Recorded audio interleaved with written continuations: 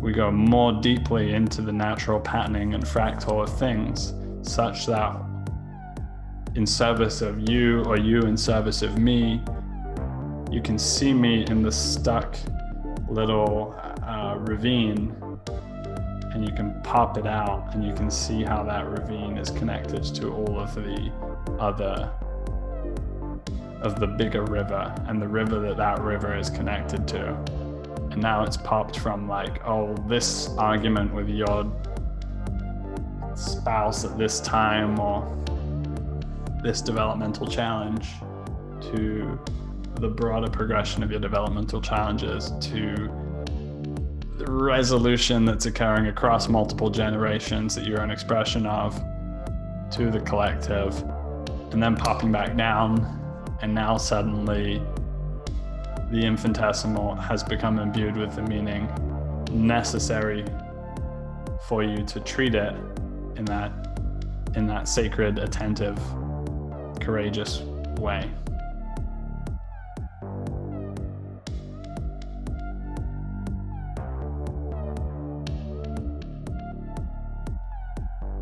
The odd thing about starting the recording after meditating and talking for quite a while before is this like suspending of momentum.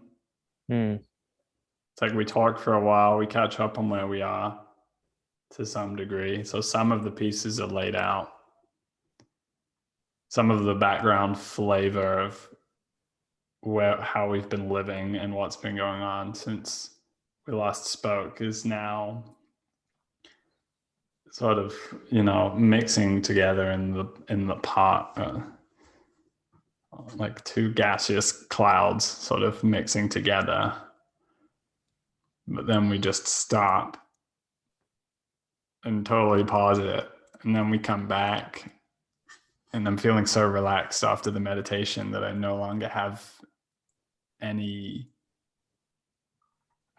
feel held by what the momentum and the feelings and the background noise of what I brought in, because I've spoken it and grounded it here.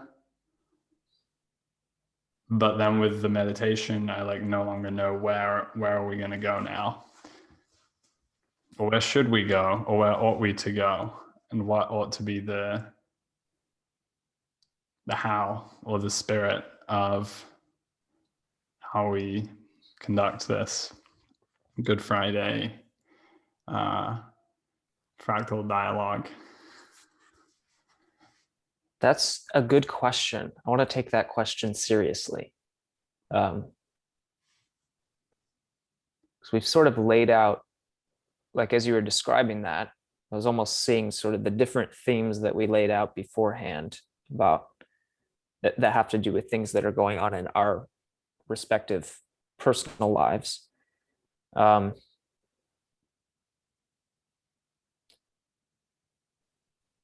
maybe we could like sort of identify those general themes that are laid out, and sort of like I still feel they're sort of presenced here, but they've sort of faded into the background as we've had this sort of shift in momentum. And then the question of what spirit,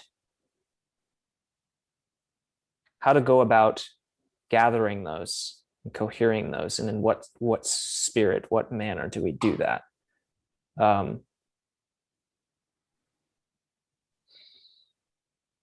Like I just have this desire to very skillfully and artfully try and gather those things together into something relevant.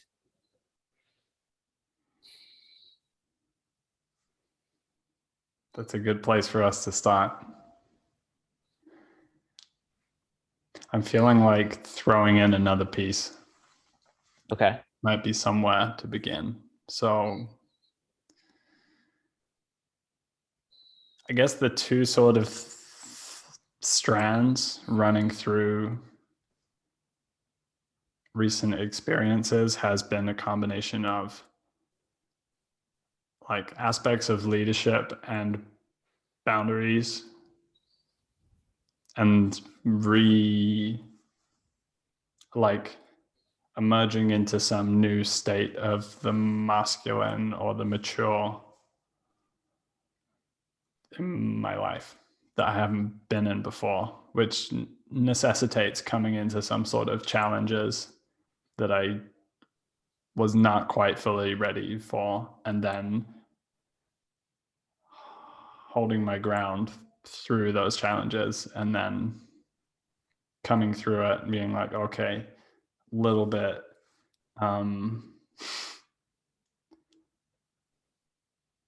like there's a little bit more toughness in the face, it feels like sort of around the cheekbones and the eyes, like it feels a little less soft, but I feel more competent to show up for those things. I feel less in fear of like not being able to speak forth what I feel to be the case, and not feeling like to get over energetically taxed to a point where I'm actually not really showing up. I'm just like staying in something that I'm no longer present to, but I haven't been able to assert myself to change it. So there's been a lot going on in the men's group. A lot of sort of changes and sort of feeling myself stepping into that somehow, like with various guys in the group, like hitting difficult spots and then stepping back a little bit. And then feeling like, oh, actually with me now stewarding it, it's actually my place to send word to those guys in the event that they are actually, withdrawing in a way that is itself acting out of the trauma or something like that. So it's odd. At my age, I don't find myself fighting in conflict or something. But you can imagine that in various decades, guys of our age would have been thrown into violent, complex situations and then had to respond to them. And those who responded better than others would be promoted. And suddenly you're 24 or something, 25, and you're a non-commissioned officer responsible for a smaller group of guys. And there's all of this change that happens as a result of that. Feeling like I have something to protect now as well has sort of been coming into my consciousness, like feeling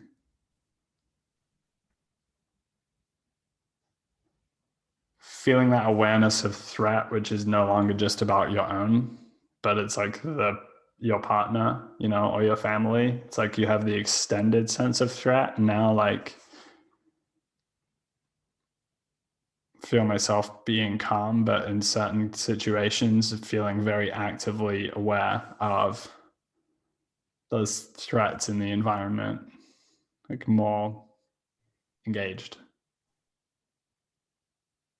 And somehow this relationship with Hannah is sort of stirring and hastening a lot of that learning that I just had not learned.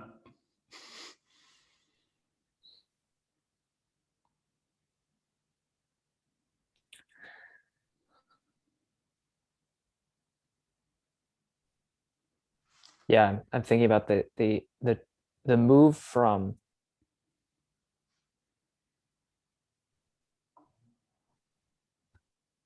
feeling like, well, it's like this move from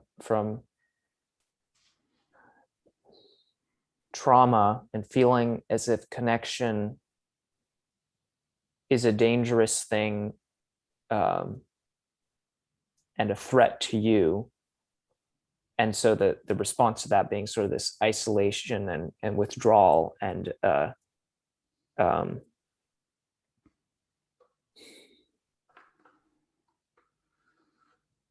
well, it's like Jordan Peterson, you're not taking on responsibility because there's a fundamental fear there because of past trauma. The move from that to, okay, suddenly I'm connected, and I identify with more than just this very small thing with which I previously identified, and now I have something more to care about and care for and protect and honor and all of these things. And that there's, with that is a it's a level of responsibility and almost like you don't get to withdraw out of fear, because you do that and it's like, and it's no longer just about you. There's other people involved now that are relying on you and depending on you. And it's such a powerful thing. It's like it wakes you up, and it calls you to pay more attention to your life. And it's deeply meaningful, like deeply meaningful. And it's almost this perpetual state of courage. That's what it feels like. It's this perpetual courageous stance in life.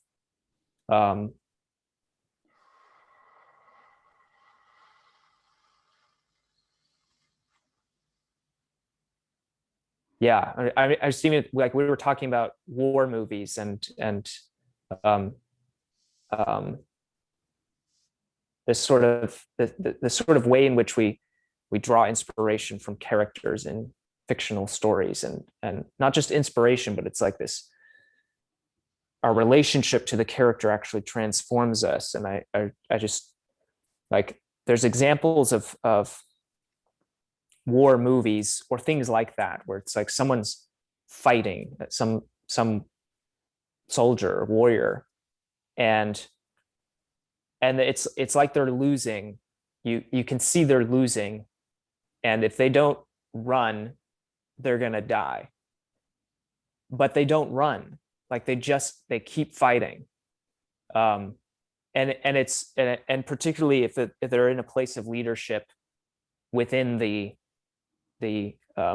band of warriors, like you'll notice that there's you feel like something's off when the leader runs, even if you know it's hopeless and like things are like the battle's lost. If the leader of the band runs, it's like, ooh, there's something not right about that. But when he stands his ground and fights, even though he knows it's like, okay, this is like, by all appearances, the battle's already lost. It's like there's something deeply inspiring about that.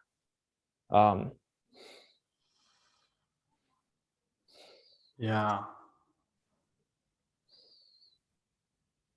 I want to lay some stuff on that, if that's okay. The question of the courageous stance in life, that really is illumined and hangs in the air on its own for me, because part of the leadership, I guess, for me, rather than it being, I guess I have this idea of it, which is much more like exalted and, shining appendages and all of this stuff. And for for me right now, it's much more of like this showing up in the midst of, and one of the qualities of this relationship and this aspect of us doing these recorded dialogues is that I feel more and more capable to show up in the midst of. Like, I feel often times when we speak, we're like reporting from the meaning crisis, or reporting from the growth and developmental curve crisis. It's not as much like waiting until I'm in the right spot and everything's together to have this conversation. And it's been a fucking intense, challenging few weeks where I really have been standing in place. And what I think I wrote in the message to you before was about this posture thing, and how just being standing up straight becomes the courageous act, because that is actually the unifying energetic posture which governs all other things. And the effect of all the stresses and the externalities is coming in physically at these different points in the shoulders and the neck and the lower back, and it's causing the contortion, and then you're becoming less able. So it's getting, when it gets tough, it really gets back to the fundamentals of that.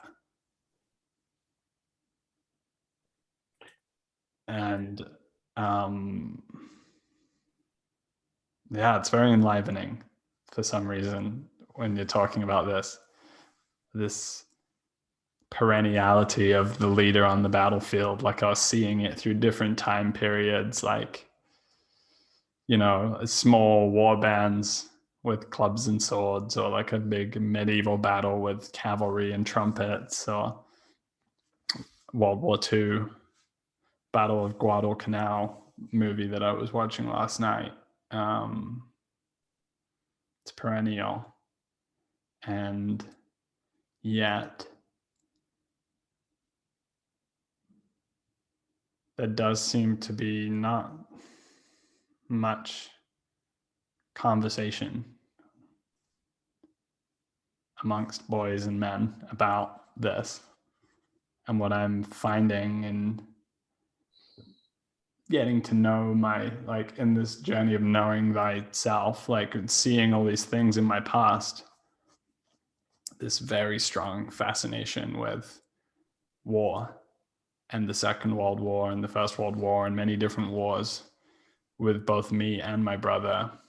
And this fascination from a young age, playing with soldiers, playing the war games, learning about the history of the wars.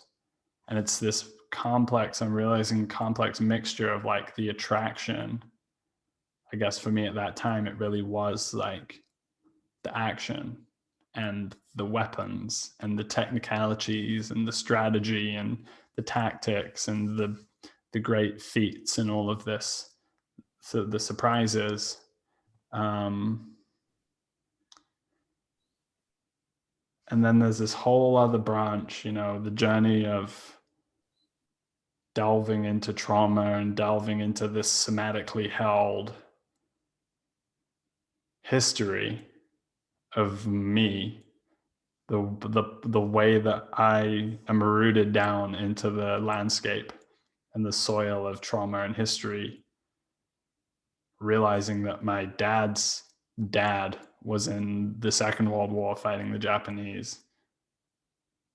My dad's grandfather was in the First World War fighting in France.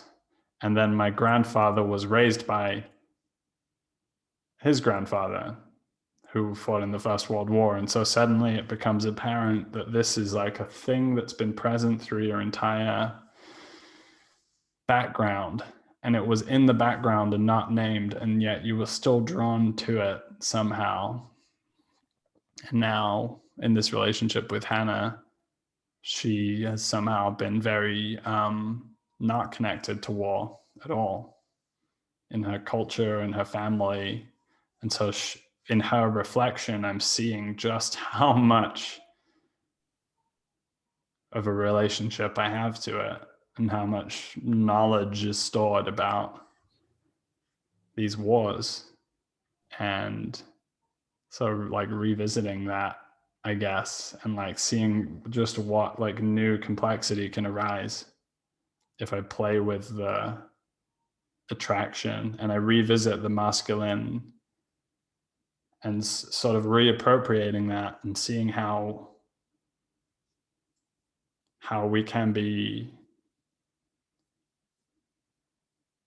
There's something very sensitive and important coming out of this as I'm speaking it, and it's something to do with the perenniality of war and war metaphor and conflict, rivalry in the human experience in history and structures. And here at this moment in history, after the most devastating conflicts imaginable over 2 generations, in this great unease with the possibility of war, that we must somehow like find a higher order interpretation of war that we can bring to bear in the context of peace. And there's a meme that Jordan Hall threw out of the notion of an active peace,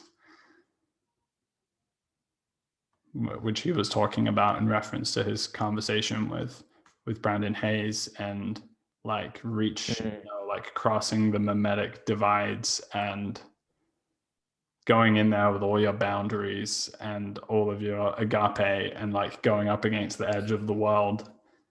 And me sort of thinking, yeah, on some way we are in wartime conditions. It's just a war the likes of which we've never seen before.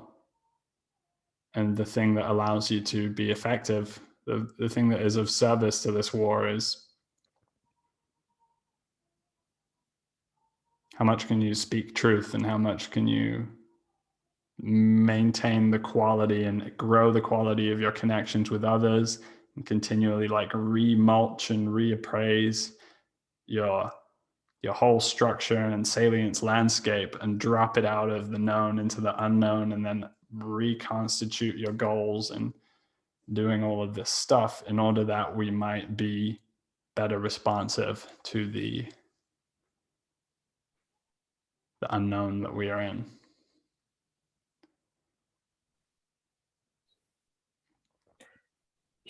You said boundaries and agape, talking about bringing into a conversation or some sort of a space, bringing in all of your boundaries and all of your agape, and I really liked that. I think agape in its truest form includes the boundaries with it. But you can, that's not self-evident.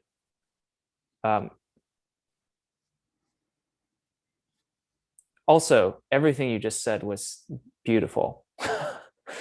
I just wanted to say that. Yeah, the war we are fighting right now is a war in which the courageous stance takes on this, what Jordan Hall has he's written about this, that this notion of infinitesimal courage, the culture war that we're in right now is about infinitesimal courage. So it's not about going out on the literal battlefield courageously and risking your life. It's about because the men and women in the world wars, they could do that, like they did that, and then the men come home and they don't have the courage to that courageous stance does not exist at the infinitesimal level, in terms of every little moment in their relationships with their family and their community to speak forthrightly and truthfully about and to pay attention. And this culture war, or this war, is about that infinitesimal level of courage. So yeah, we're not going out to fight violently and physically with other people, and let's hope it never comes to that.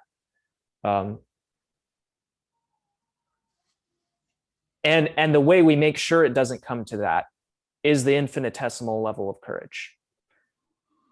Like you speak the truth in every single relationship that you have, and take the courageous stance on the smallest possible scale. The recent experience I had made very clear to me this notion of the relationship between, I want to say something like karma and sin and trauma, in that and the continuity, so continuity across layers of complexity, organizational complexity. So all the way up to the really abstract layers of our psyche and cognition, all the way down to rudimentary physiology and biochemistry. This notion that see, how can I put this well? If there's, okay, so when there's some sort of tension in reality and you notice it, you have an ethical or a moral obligation to speak the truth in that moment. In some way, there's tension in reality, in the fabric of reality, and it needs to be released. And this sort of movement of tension and release, tension and release.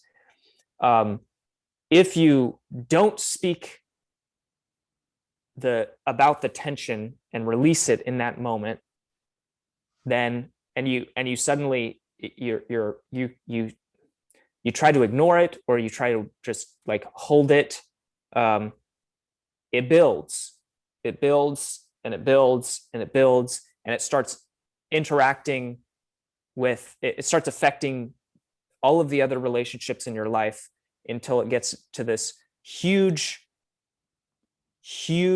catastrophic breaking point, which it cannot be held any longer. There's too much energy there that's trying to be stored, and the whole thing just snaps, and it's a catastrophe. It's a bloody catastrophe.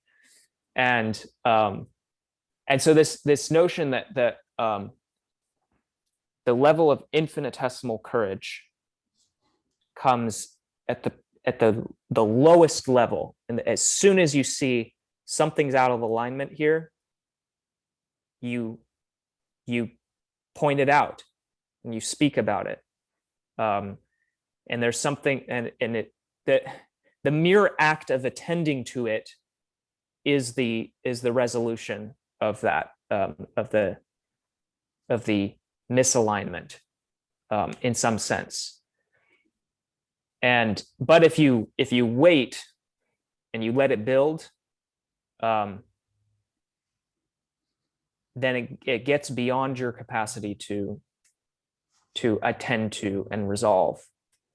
And there's this notion that the root of all sin is the lie, and it's sort of this lie of omission. It's like, I'm gonna going to wall off that aspect of reality and try and pretend that it doesn't exist. And you can't do that. Like you can try, and then eventually, like, you know, it snaps back at you, and then you have to deal with it. And it can get really messy. So to bring that all together, it's like this war that we're in requires infinitesimal courage, which in some sense is the most difficult kind of courage, because it requires it's requiring a kind of attention from moment to moment. So it's not just, you know, you hype yourself up before the battle, although there's certainly plenty of that involved, but it's bringing that all the way down, all these layers of the fractal to yes, and also you're taking that stance in every single moment, in every single relationship that you have. And that's hard. Very difficult. But very difficult. Nicely put. Yeah. The distinction between, like, okay, we're in the trench and we've been shelled for weeks and weeks. We've been living in a hole in the ground with a bunch of other men with the stench of death all around us. And then at some point, the officer who you are trained and conditioned to follow, you know, the hierarchical system is such that if you have a bad officer, you are still in certain ways obliged to follow his command or face consequences. And by the way, that is also connected with a culture in which there is clear delineation of roles and power and people willing to follow. But to then go over the top and be like, right, fuck it, we're going in. And, you know, you can get a taste of this doing paintballing, I think. You can get that adrenaline and fear and choose to run towards a group of people who have a lot of paintball guns and could do you a lot of hurt and cover your body and things. Obviously, the fear of death isn't quite there, but it's something. The difference between that and low level, continual, multi-dimensional pressures and tensions, many of which you can't perceive or notice, to be able to respond to those and speak the truth is a very different thing. And I wanted to add another layer to it, which was feeling the truth.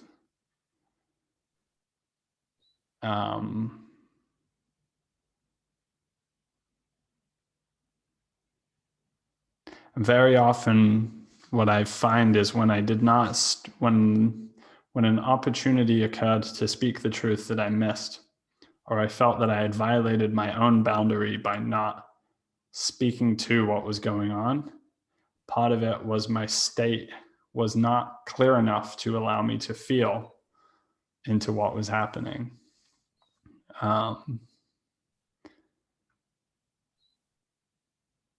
It's like the bravery to go and fight in the most brutal conflict and then come home, and not the bravery to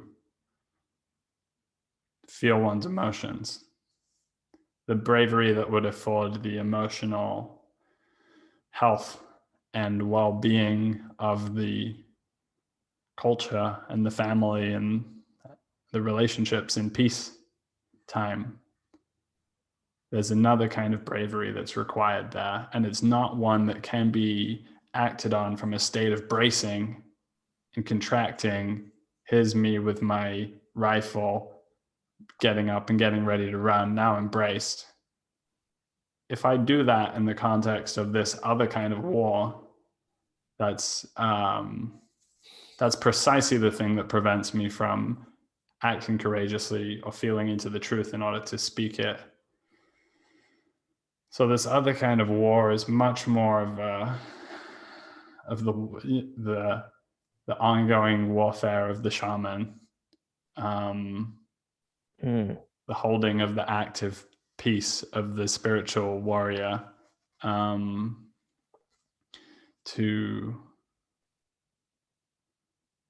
do that is quite something. And there was, as I was feeling into the truth that was gathering from what you were saying, I felt this palpable, like, oh yes, the fractal is here. I just saw it like pop in when you, in the first part of your last thread, like you spoke it, and then much like watching a Mandelbrot set, like I saw the pattern and then you spiraled off into one particularity, and part of me was just like holding to this like beautiful fractaling, like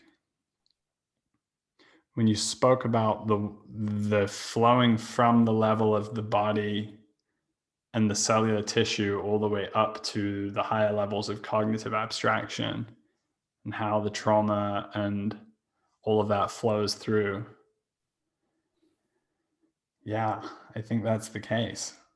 I think there's a real branches which flow through reality, which go through a multiplicity of dimensions, which can flow through our bodily experience, our emotional experience, our experience in the world, the way that our higher order abstraction or reasoning is constituted, what we're drawn towards. And this is what I'm starting to unpick with this relationship to war thing in my own experience, is like those things that you can't see that are weaving all the way through, and the state of inquiry and courage and time taken to begin to perceive what those are. Because somehow in failing to confront the reality that gave rise to the trauma of our grandfathers and our great grandfathers and forefathers and everybody around them, the women and the children that they raised, by failing to come into right relationship with that, we necessarily are still fighting that war. Because the violence against the soul that occurred, the disconnection that occurred, the sin that occurred, that was, almost forced into a state of disconnection by the nature of these wars, and the incapacity to then resolve, to entropically release that, and to see how much that is, to go through that and be in that process, and how it feels like I'm constantly being taught and like new, like just being in this state of openness and creativity and whatever place I am in my life right now is drawing out all of those unresolved or not rightly held things, which brings you into confrontation with them, which from a perspective of faith, you are given a confrontation which you can just about handle, and then is the opportunity to grow. But who do you grow into? And my speculation is that there is a collective version of what I have And what I'm finding it rooted in myself is a collective soil. Hmm. And so what kind of society are we demanded to become that we have not yet become in light of the past, the recent past?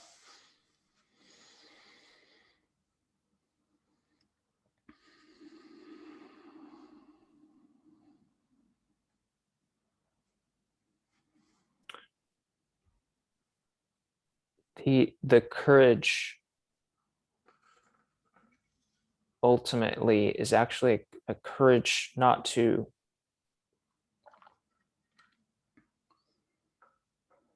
brace for combat so much as it is a courage to enter into relationship to whatever it is. Dialogue. And starting at the lowest level of that, all those layers of the fractal complexity.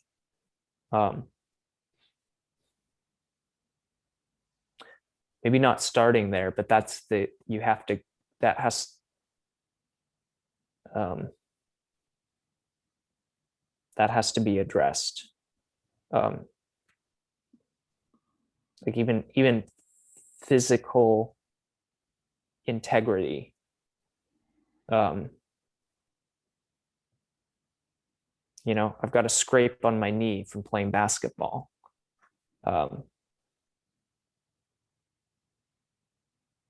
That my body has to attend to heal. And if it fails to attend to the little scrape on my knee, then, well, it's not going to heal and it's going to get infected and it's going to infect my whole body. And that's, you know, that's the end of me. So the courage, even at a physiological level, if you can call that courage, is to address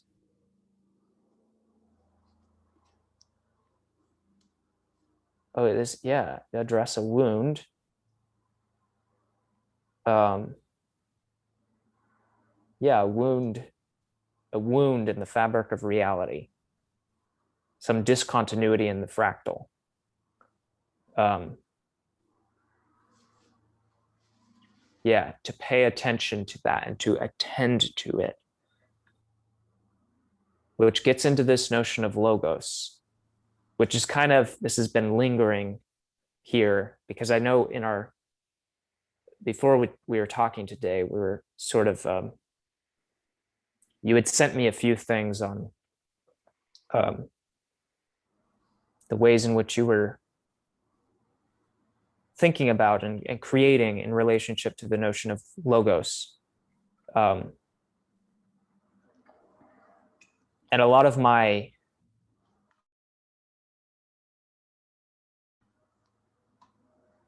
academic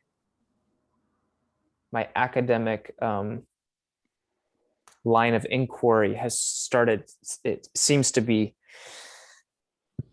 circumambulating this thing called logos, or at least I think that's what I think that's what the thing I'm circumambulating is, I think, what people refer to as logos, and it has to do with this attention, which is how do you know what to attend to moment to moment.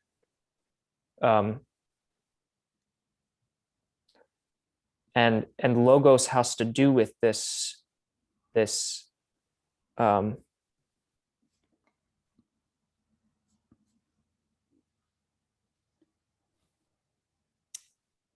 orienting of one's attention. And there's a creative nature to that. Attending is creating in some sense, in the sense that you're framing reality in a certain way.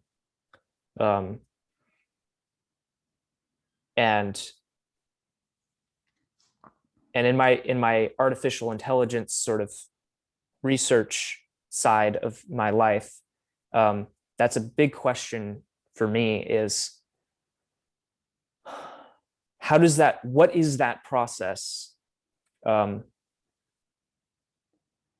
which we attend? And then maybe there's another question here, which is what does courage have to do with that? Kind of to connect it back to previous thread.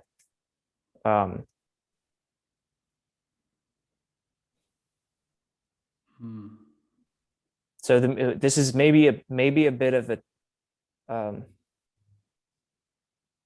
don't want to say a tangent because it seems so central to everything that we're talking about.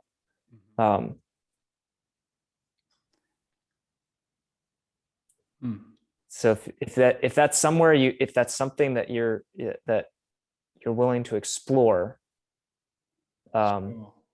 into the nature of logos, what logos means, how it relates to attention, this capacity to attend.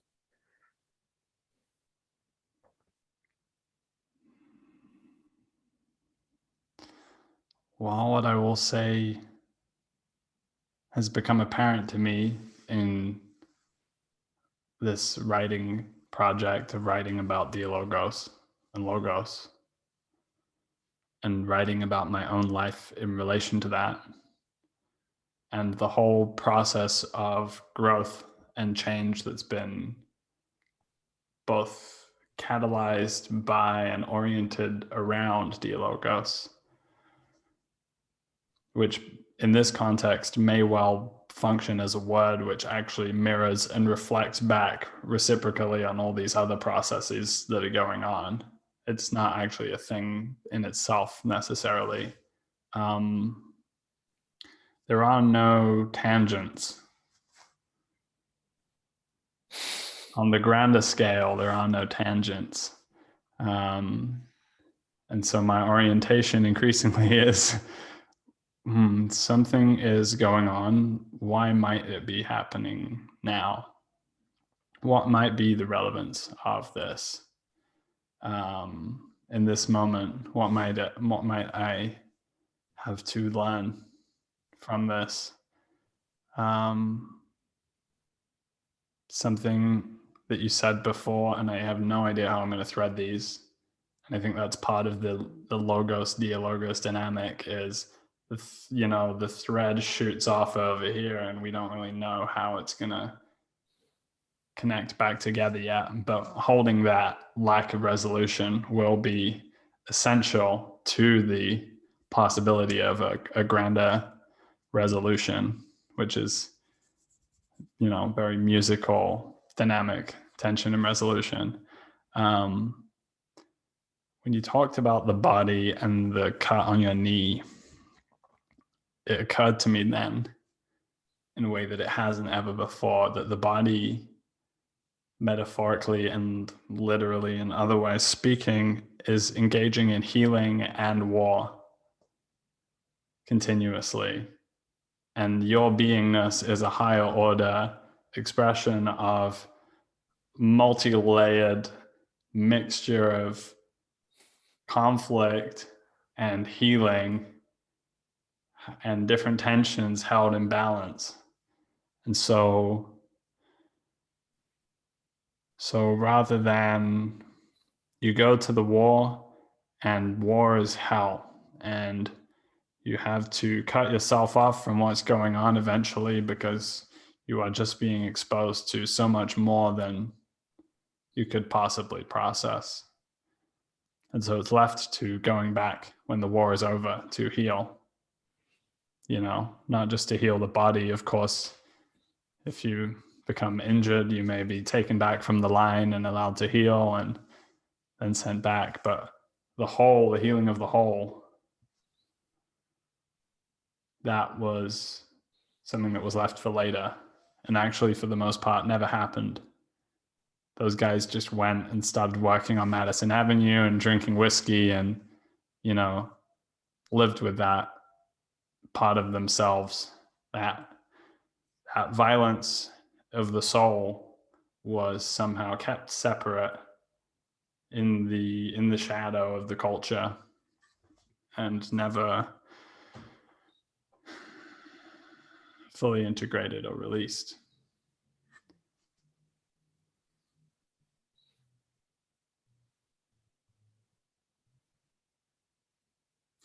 And I guess one of the narratives that I can tell about my past experience leading up to this point would be that I started out feeling that that there was a way in which I was on a warpath, or on a path, let's say, a clear path where I knew where I was going. And that path came into a confrontation with reality, so much so over a period of time that the paradigm of way of being that was me could no longer function, which left me in total withdrawal. And now I must be in a process of healing and transforming because I have simply overdone it completely. I'm in the wake of the breakdown of the thing, and now I'm having to completely reconstitute in not knowing.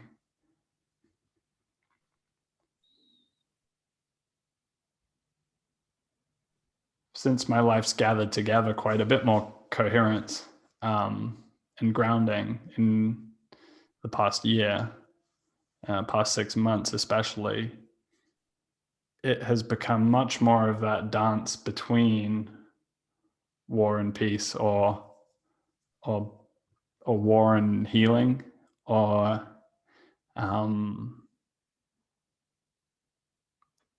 challenge and healing. My capacity to walk the path that I'm on seems more and more to be a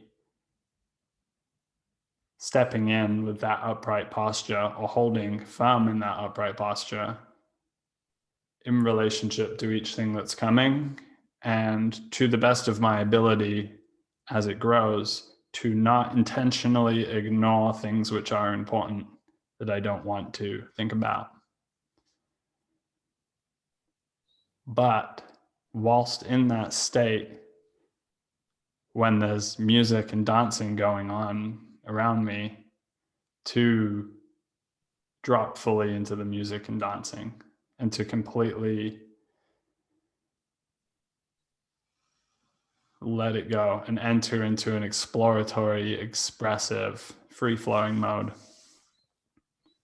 Or if there is great vulnerability that wants to come through, to fully flow into that and feel safe in doing so. To be able to inhabit my masculinity and my being in the world in a way that is both vulnerable and upright.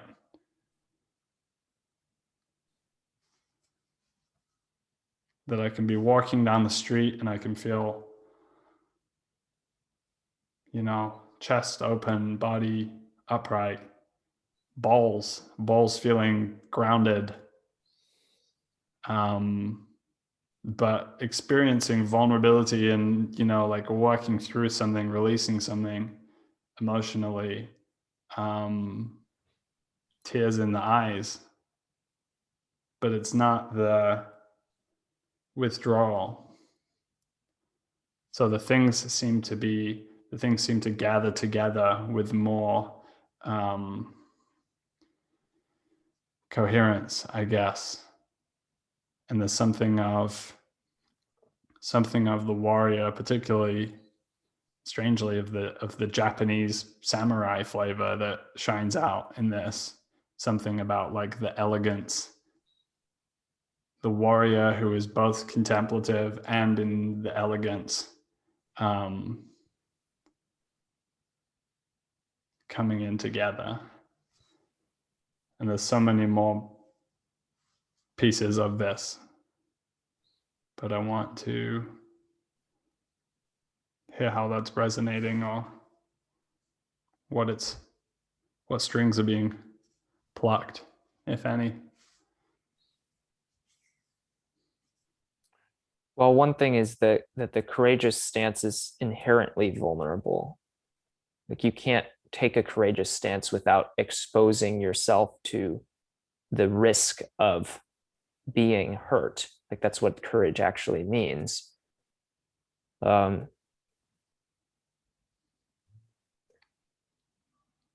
to stand upright, it's to expose all of this. Like, my most vulnerable parts are now exposed. So that's sort of a physical vulnerability, to stand physically upright.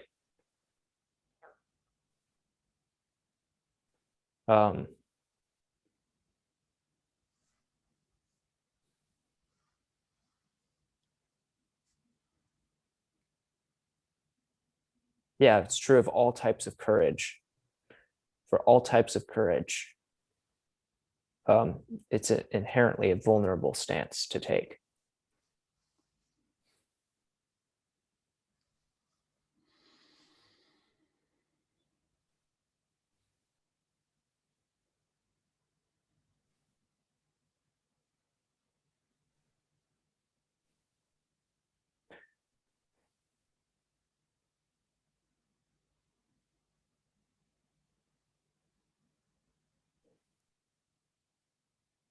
Like the courage to dance, right? The courage to really let it all go on the dance floor, or even to let it all go and fully get into it when nobody else is around. In any case, to drop in and fully feel and flow is a courageous thing as well. That's interesting, that no one being around, and yet still there's a possibility that, like, still there's a hesitancy. Doesn't matter if I'm alone, still hesitant to drop fully in, to, you know, groove into the music. Why? Like, there's some way in which I perceive a threat, which is, it has to be within me. Like, the threat is actually within me, and there's a courage to be vulnerable with oneself in dancing alone, which is it's so fascinating. That's so interesting, because there's no threat. Or is it the possibility that someone's watching, or is it just the sense that there's some part of you that is disapproving of what's happening, and that part is somehow a threat? Like the internalized judgmental father or something like that. But I think that's an interesting, an important point, is that courage actually starts within you. It's a level of before anyone else, any other people are involved, there is courage involved in being.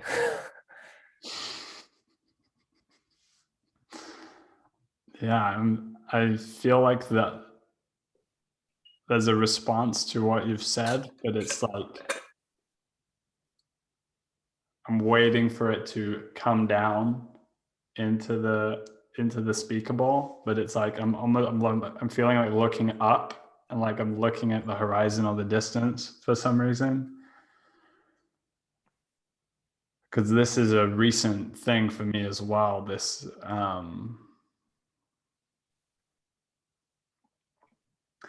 just today, like coming out of this super intense week last week with my immigration status and being really under siege and having to just stay put and bust through and be under stress for like 4 days continuously.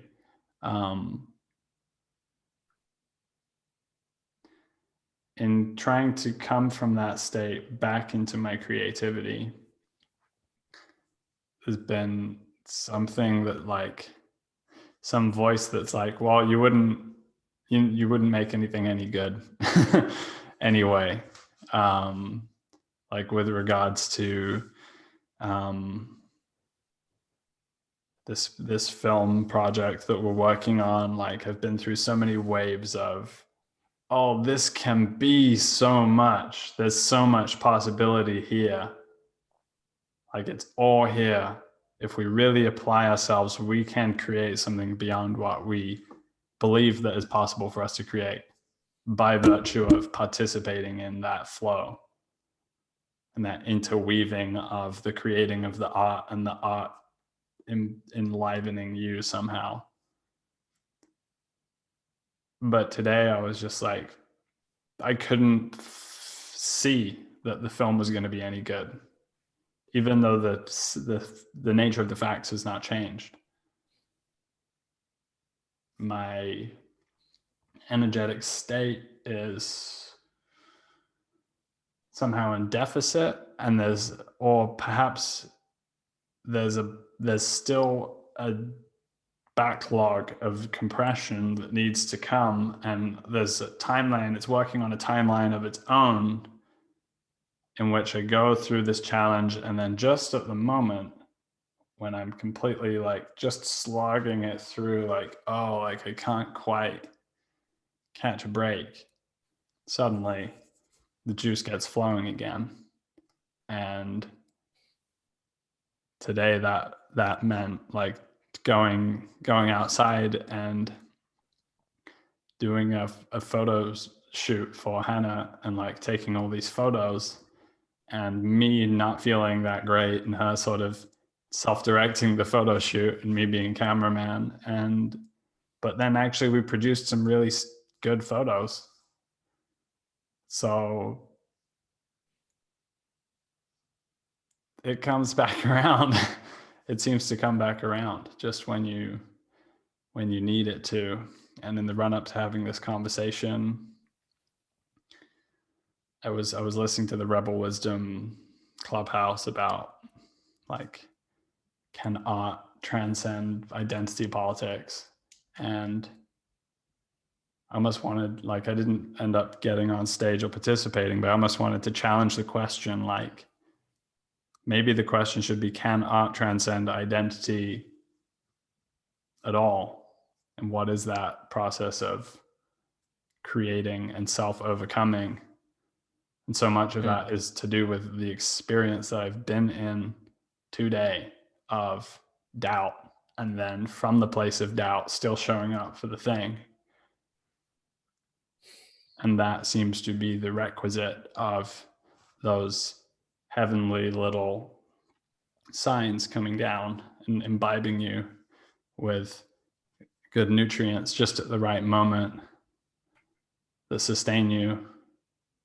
And you feel like, oh, yes, clarity. We are making something. We are making something. And it is good. And it is important.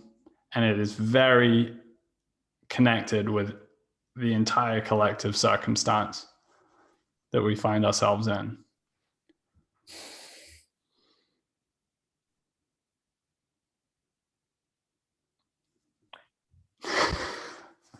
Yeah. Okay. So I'm reminded of something.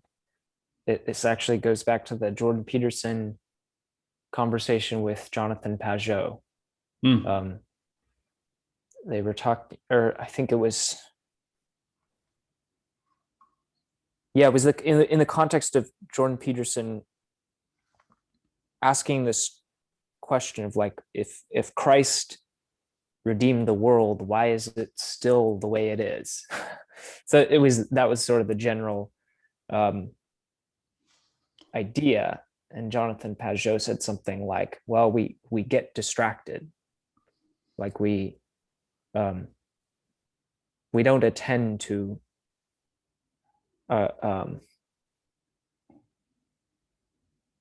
we can't see what's important because we get distracted. And like you're talking about how the stress of those 4 days sort of put you in this place where you're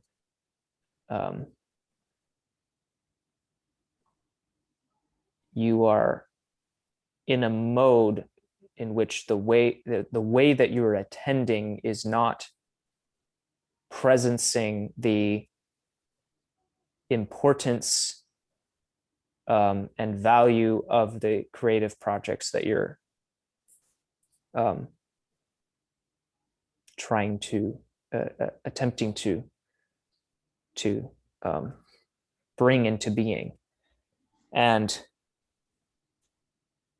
even after this sort of immigration situation was resolved, it was like you're still in this state that is not conducive to creativity, like you were before.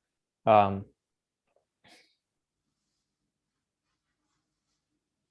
I picture that almost as like a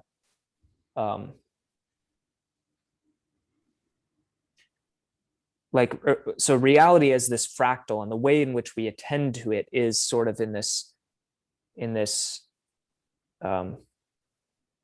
we attend, like what you were saying, to one little specific branch of this Mandelbrot set, or whatever kind of a fractal this is, and you can get lost in that.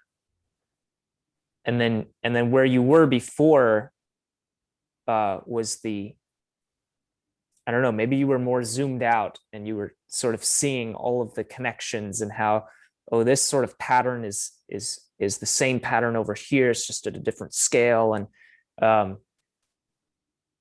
but you get stuck in this little tiny thing that's still connected. It's still connected to the rest of the thing, but you can't see it when you're there because the way you're framing it is from the specific spot. And it's this idea that there are places you can go in life in which from that place you forget that other places exist. And it's kind of a, sounds like university. yeah, it's kind of a terrifying thing in some sense. That's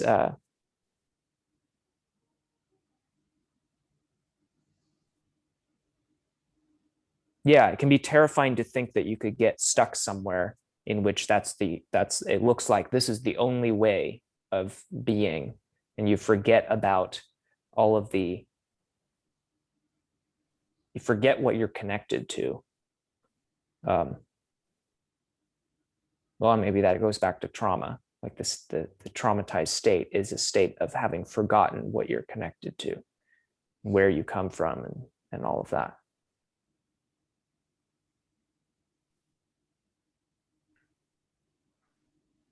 And it strikes me that in having this conversation, in dialogosing around and through where we are in the moment, that state of stuckness actually becomes the creative nutritional content of the flow of the conversation. And in so doing, it is no longer stuck because we put it in connection and relationship with everything else. And so often when we started out like talking more privately than recorded, like you and I would come in and there would be like all these little things like, oh, I had this thing going on with my dad or something. And it's like, because it's in your house and it's in this specific context. And so naturally it feels disconnected. But to be able to reconnect it and somehow like, what does this mean symbolically? What does it mean in the through timeness rather than the in the momentness? Very often when you've gotten into this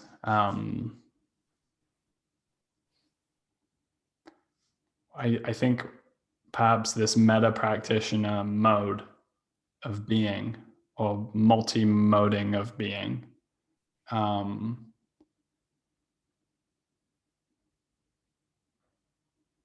which by the way is induced by dialogos, and how it bounces back out into the rest of your life, and then you bring it back in and plug it back in. That somehow affords us this supernatural, or not supernatural, more deeply natural, actually. We go more deeply into the natural patterning and fractal of things, such that in service of you, or you in service of me, you can see me in the stuck little ravine, and you can pop it out, and you can see how that ravine is connected to all of the other, of the bigger river, and the river that river is connected to. And now it's popped from like, oh, this argument with your spouse at this time, or this developmental challenge, to the broader progression of your developmental challenges, to the resolution that's occurring across multiple generations that you're an expression of, to the collective, and then popping back down. And now suddenly the infinitesimal has become imbued with the meaning necessary for you to treat it in that sacred, attentive, courageous way. Okay, so what you just described, which is sort of moving up the layers of the scale, moving up in scale in terms of the way you're and down, up and down, I'd say. Yeah. Yeah. Yeah. So there's really no direction. It's going in all directions, but yes, it's sliding through the different layers and scales. Yeah, it's giving context to where you are in the specific point in the fractal structure that you find yourself. You're giving context to that, so you see, oh, like this is the same as that over there, and that over there, and there's all these layers to it. Yeah, up and down. That movement, how does that relate to logos?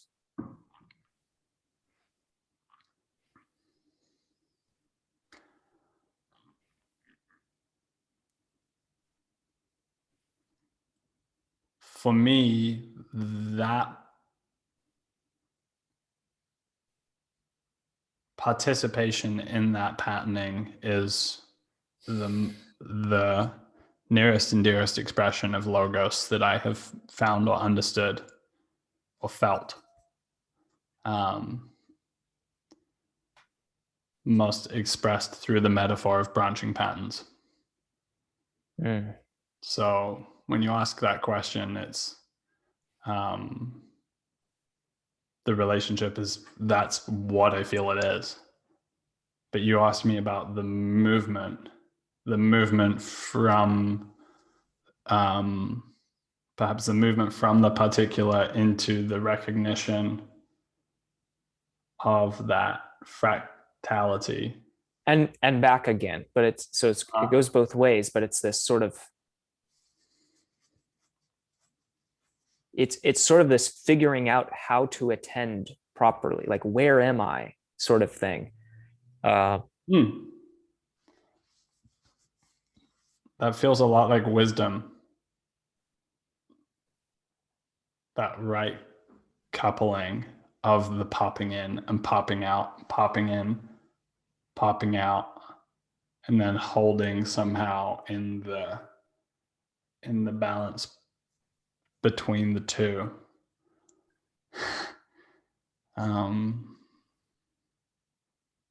Seeing the one and the multiplicity, and then back to the one. Yeah, so it's relevance realization, Right. which yeah, and John talks about that when and relevance realization is this sort of recursive thing that in the sense that it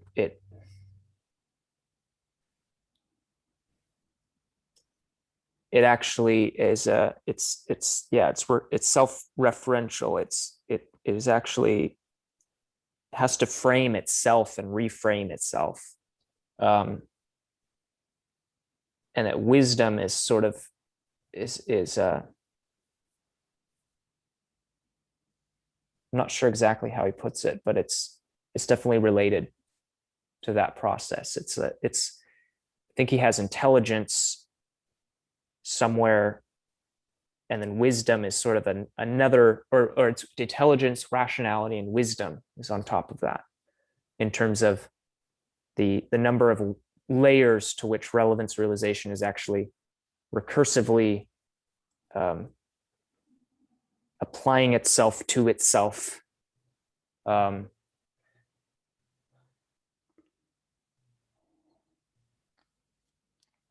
then, yeah, okay, so then so then logos, for you, how does logos relate to wisdom? Are they the same thing, or is there what sort of connotations come up for logos and wisdom respectively, and how do those connect? So I want to zero in first on relevance realization, because I notice that I didn't know what that word meant about 2 months ago, despite having heard it for 6 months prior. I still had not grokked an understanding, and I had asked you to tell me it, and now you finally have offered a good definition. And it strikes me in hearing it that the flavoring of the words relevance realization and the way that that's flavored in the wider Vervaeke studentship community doesn't seem adequately coupled with the expansiveness of what you're actually describing. Like it's like, oh yeah, that's relevance realization. That's just relevance realization. But those two words are so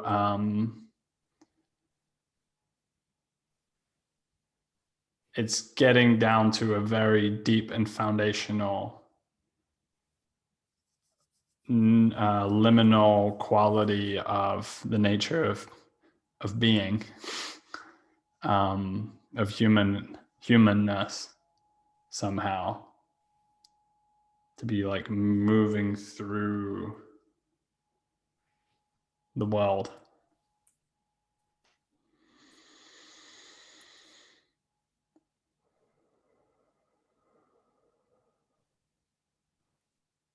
Yeah, it involves all four ways of knowing, all the way down to the deepest participatory layer. Mm-hmm. And when your relevance realization machinery is is functioning properly, there's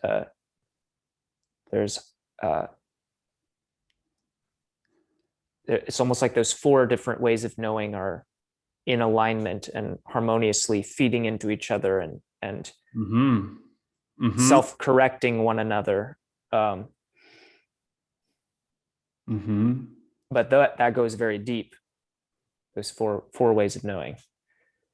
So the quality of relevance realization when functioning properly, lacks properness, because there's a lot of flavor attached to properness, the proper way of doing something.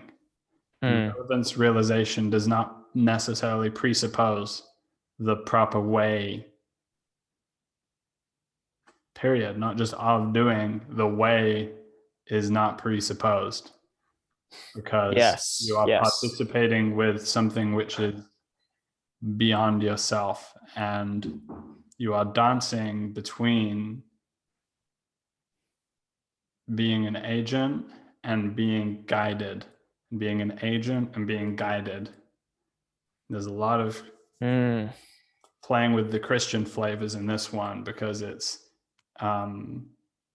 okay, why am I being led to this at this moment? What is this a symbolic, and in a playful way, in a numinous kind of way, like what is the symbol of this thing? But then not doing that in such a way that you are just on a pathway you don't have agency, and then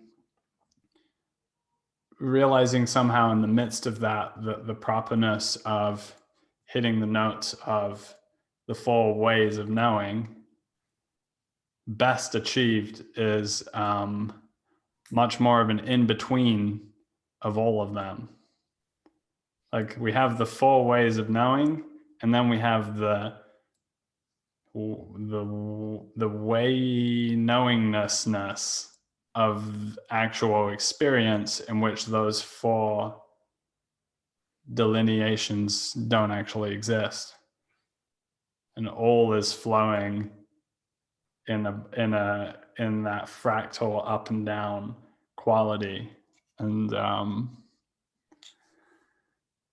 so much like the difference between knowing the correct notes to play on the guitar and flowing in an erotic relationship with guitar like Jimi Hendrix, it becomes less about the specificity of the notes and more about how much you're feeling it as you're like moving up and down and in between. And that heartful, flowing,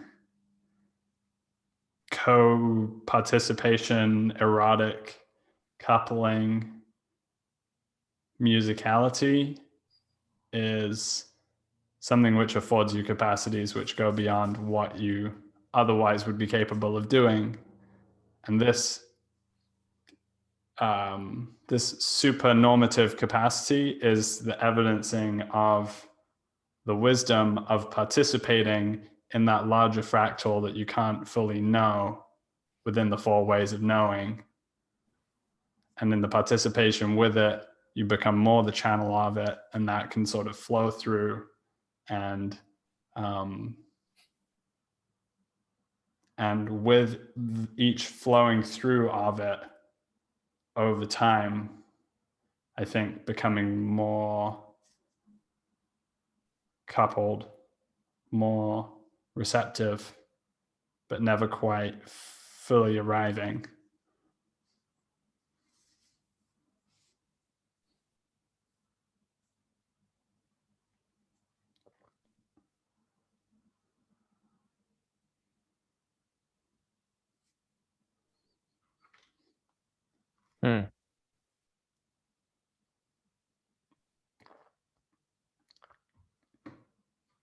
I hope that one made sense, because I definitely did not have the capacity to thread any of that together.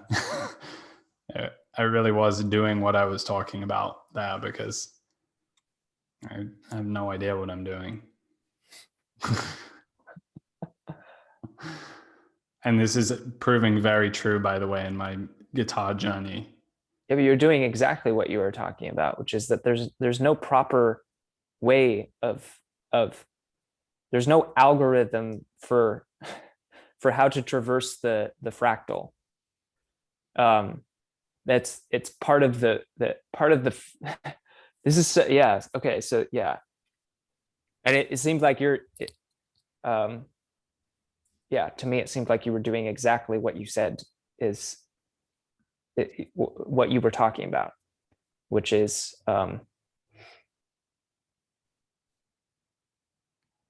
that's logos. yeah. Okay. And that is, I'm tentative about pinning things down and defining them, but what you just said would be the expression of it. Okay. Yeah. So I'm mindful. I've been thinking about all of this in my because I've been thinking about artificial intelligence a lot. And this question of, if you have this space in front of you that you're trying to navigate, and in this case, we're talking about this fractal structure of reality. And this is part of John Vervaeke's paper on relevance realization, which he talks about.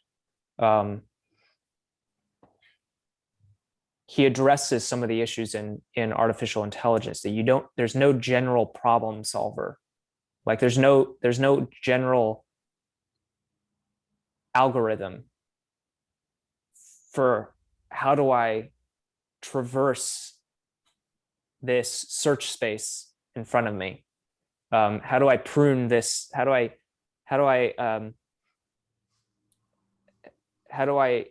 prune this fractal? So I'm like, okay, I don't need to explore this branch because that's irrelevant. It's like you'd have to explore the whole thing in order to determine what's relevant and what's not relevant if you're sort of operating from this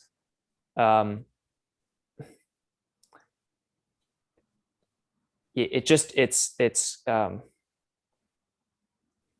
can't be done.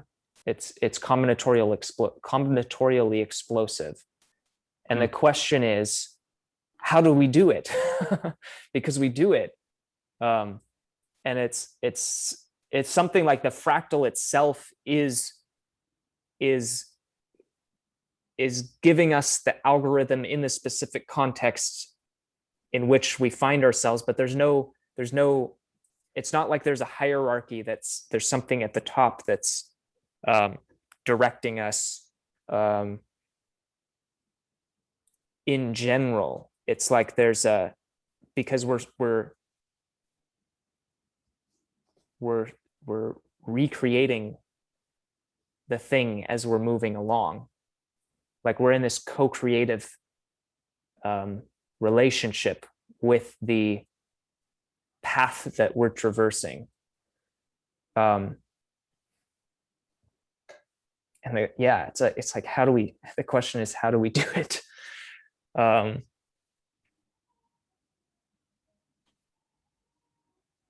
and you said that's logos. The answer to that question is logos.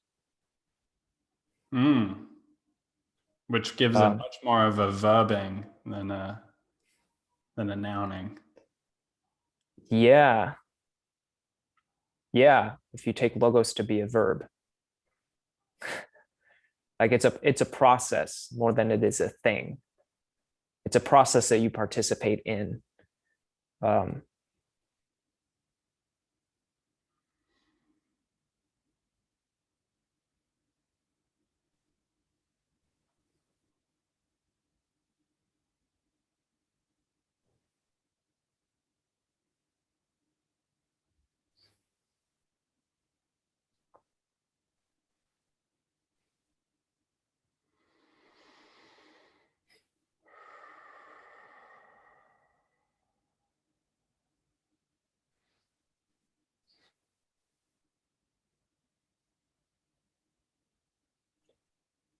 And yet it's as if there's some sort of unifying essence to this, because we can identify it as a thing. We can identify this process as a thing and give a name to it. And in that sense, it coheres as something that is it maintains its form across all of the different instances in which we encounter it, which is, in reality, it's like every single moment at every single layer of this fractal, at every single point in this fractal. It's like this process of logos is at work or at play. And so there is some sort of like we have this capacity to recognize it when we see it and when we're in it and taking part in it. And that's very interesting.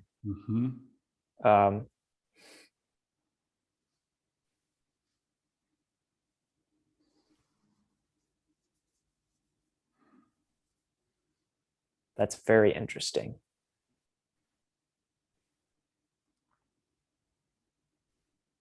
Because it's the logos that is behind our capacity to recognize logos.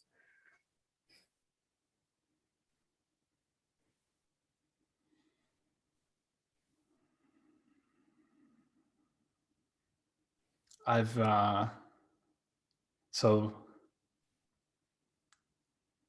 from talking about logos, we seem to move to logosing or dialogos, to like talking about the ineffable qualities of logos gives rise to dialogos. But then your question is, what is the essence or spirit of that logos? I've called it the Gestaltgeist, the process spirit. What is the Gestaltgeist of dialogos? And the best answer I've come up with so far is that in participation with dialogos, through dialogos, we come more into relationship with our own spirit. And the spirit of the logos in each situation becomes the more expressingness of the spirit of the participant. The musicality begins to come through more, and suddenly we're jamming. And we know that we're jamming, but it's hard to mathematically be like, okay, the jam wasn't happening there, and now it's happening here. But we know when we're in it, and when we come out of it, we feel different going into it. And the more that we jam, the more attuned our instrument may become. And there is a quote, and this is just pretty curious to me, corresponding with what you've been saying about John and the nature of relevance realization, which is from Heraclitus. And I was researching on logos, and I read this paper from Heraclitus on psyche and logos in Heraclitus fragments. And the fragment says, "The limits of psyche you will not find, even if you set off on every route. So deep a logos does it have."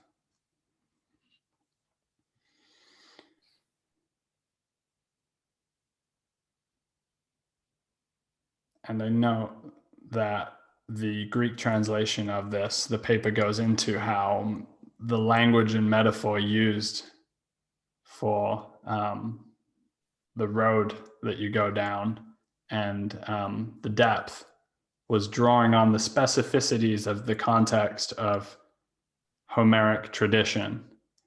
And so when Heraclitus uses these words, he speaks the logos into the context of the time. He draws upon the Homeric Odyssey and the Greek imaginal about like the end of the world and going on a journey to the end of the world and how Odysseus goes on this. And so, yeah, something in there about he's speaking into the musicality of context. He's flowing into the context and expressing the context, and yet he is game B, red pilling, popping that thing open into the fractal of it can't quite be reached. And What was the end of that? The logos of the psyche is it something about it being too deep, or it runs? yeah, so the limits of psyche you will not find, even if you set off on every road or journey. So deep a logos does it have. And so when I interpret this psyche, I'm not just going mind in a modernist sense. I'm going full body minding, the participation with worlding, or even soul. What is the logos of soul? What is the logos of what constitutes you? It goes far deeper than we can conceive of. And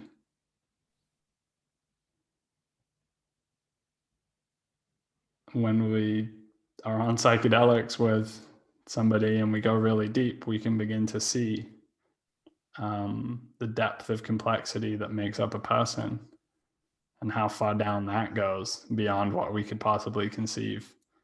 But then ultimately we pop back up to vibing with the entity that is before us. And in vibing with it, we're able to stay with the energy longer and hold to it and receive more from the experience.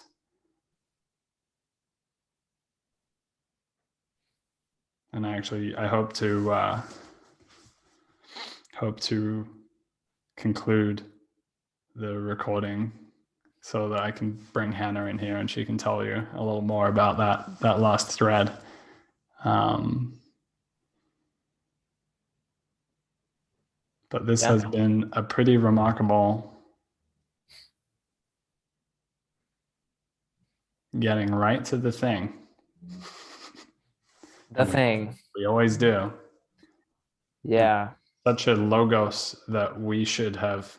Our entire relationship has been a dialogosing on so many levels, and that you now are drawn around circumambulating the same thing. We're both circumambulating it and meeting each other in the circumambulation and vibing about what we're finding. Yeah, and even that notion of sort of this circling around, that's the movement I've associated with logos, and it's something Vervaeke has talked about, which is this sort of gathering. There's like I'm reminded of the ways in which you've talked about coming into relationship with someone who's sort of in this place where they're traumatized and all over the place, and these threads are not really connected in terms of what they're saying. And the logos, if you attune to it, it's like whatever it is that takes all of these threads and starts sort of weaving them together in this way that the person who's able to do that is what I think you're referring to with the shaman or the meta practitioner.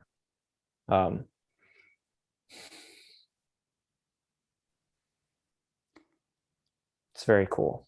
Yeah. being a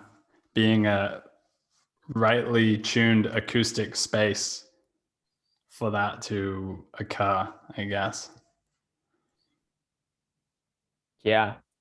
The incoherent sounds of the other can land in such a way in the space that they somehow begin to gather without them even being aware that the gathering is taking place.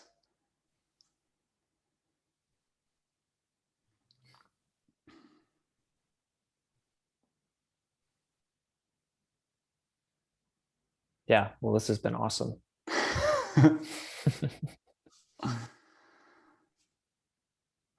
And I look forward to seeing what fruitful collaboration might occur on this educational logos project space holding thing, because I do see a lot there. And You're referring to what I mentioned before we started recording with absolutely. the academic. Yeah, Well, yeah. broader than that, just whatever manifests out of you in the coming year creatively, and how that might gather together with other things, and I might participate with that something larger still emerges out of it in a timely fashion. Yeah, well, it's going to require a lot of courage, I think, in this next year. So this was probably a timely conversation to have.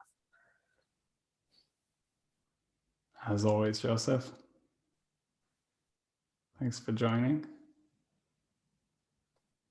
Yeah, thanks, Jacob.